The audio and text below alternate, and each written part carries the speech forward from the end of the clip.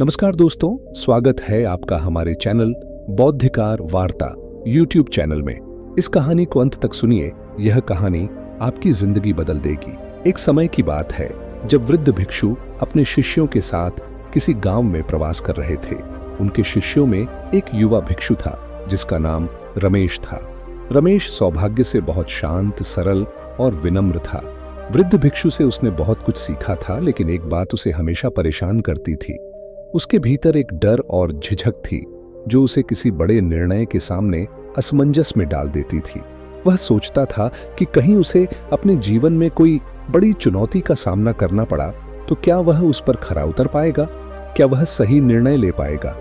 इस अनिश्चितता के कारण वह हमेशा संकोच में रहता था। एक दिन रमेश ने वृद्ध भिक्षु से अपनी समस्या साझा की। वह बोला, हे गुरुदेव, मेरे भीतर एक अनजाना डर है जो मुझे हमेशा रोकता रहता है। जब भी मुझे किसी बड़े निर्णय का सामना करना होता है तो यह डर मेरे मन को जकड़ लेता है। मुझे लगता है कि शायद मैं असफल हो जाऊंगा। इस डर से कैसे छुटकारा पा सकता हूं?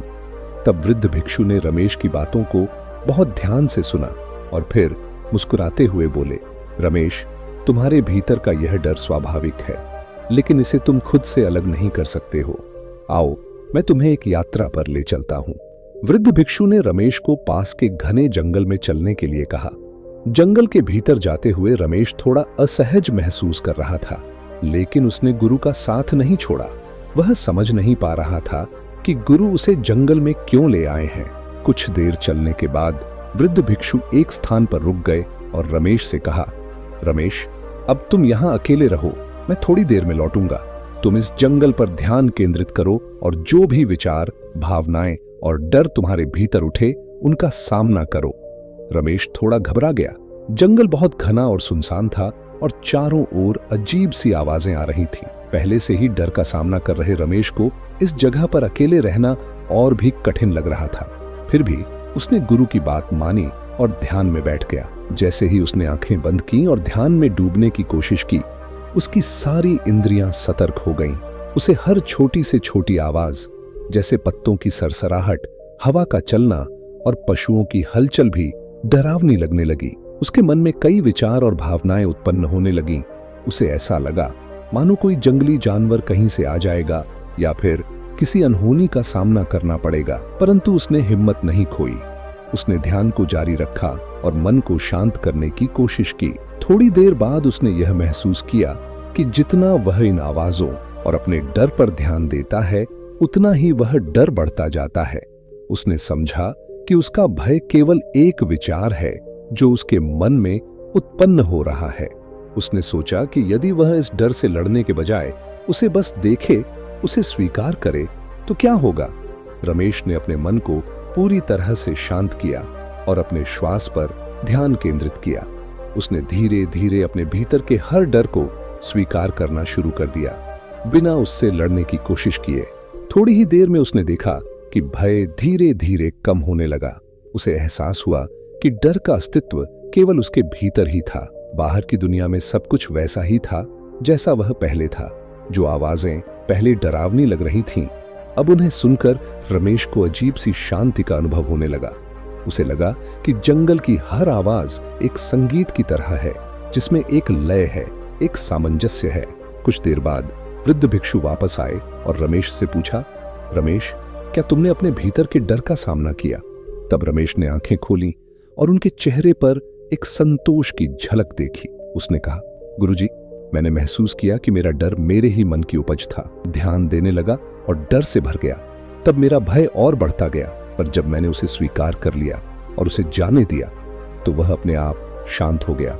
अब मुझे समझ में आ गया कि जीवन में किसी भी निर्णय के समय का यह डर भी बस मेरे मन की एक छाया है। यह मुझे तब तक डराता रहेगा जब तक मैं उसे पकड़ के रखूंगा। यदि मैं इसे छोड़ दूं तो यह मेरे रास्ते की बाधा नहीं बनेगा।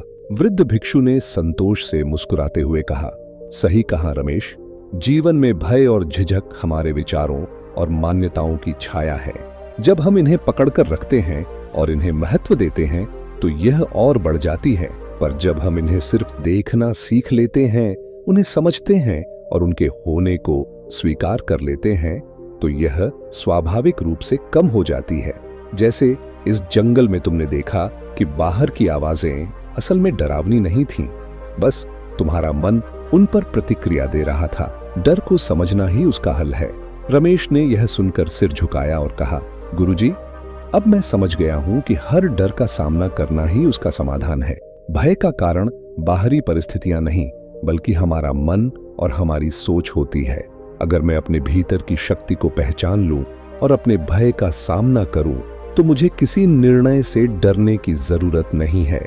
तब वृद्ध भिक्षु ने रमेश को आशीर्वाद देते हुए कहा, साहस केवल बाहरी परिस्थितियों से लड़ने में नहीं है, बल्कि अपने भीतर के डर से लड़ने में है। जो व्यक्ति अपने भीतर के डर को पहचानकर उसे छोड़ने का साहस करता है, वही सच्चा योद्धा है। इस अनुभव के बाद रमेश ने अपने जीवन का मार्गदर्शन बना लिया कि हर भय और झिझक का सामना करना ही सच्चा साहस है। बाकी अगर यह कहानी आपको अच्छी लगी हो तो इस वीडियो को लाइक करें और ऐसी और कहानियां सुनने के लिए बौद्धिकार वार्ता YouTube चैनल को सब्सक्राइब करें।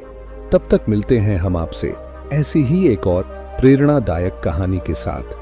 धन्यवाद। नमो बुद्धाय।